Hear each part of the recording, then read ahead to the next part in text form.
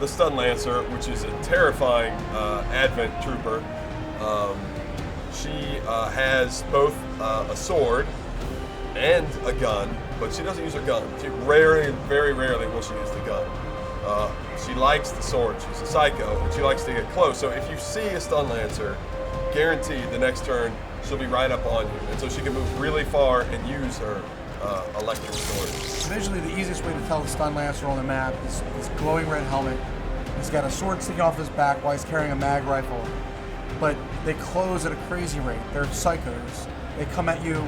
They're sort of like Chrysler. They will come at you across the map just to get close and attack you. And so when they get up close, they pull out their sword, they electrify it, and then they will jab you with it and either incapacitate or even kill you. So visually, they're pretty easy to spot, and they have a very unique look among the rest of the Advent. Obviously, the question would come up, why not just a sword? Well, because sword's not enough. Actually, the Stun Lancer, their role is to incapacitate. So they do a lot of damage, but really the real danger of the Stun Lancer is that when they connect, they always have a chance to either stun a soldier for multiple turns, to disorient them, but the real danger is that they can knock soldiers unconscious. And so if they knock a soldier unconscious, it's just as bad as if the soldier's dead.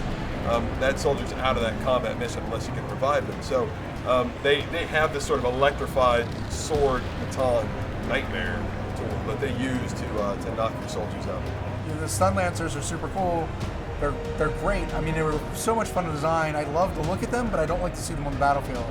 Every time I see one of them, they just close on me and kill me, or they're incapacitate me. They're absolutely devastating. They come at you from everywhere. Who gets to be an Advent Stun Lancer? They're a rank in the Advent Troopers. There's a lot of different roles that Advent Troopers can fill, and the Stun Lancer. The thing about Stun Lancers is we always view them as the psychos. I mean, they will run through a raging battle to run up close to any soldier. No matter what that soldier's carrying, they will sprint to get within striking distance of your soldiers. And so they're kind of suicidal. I mean, they are not going to survive, but it's terrifying because you have an enemy that has nothing to lose.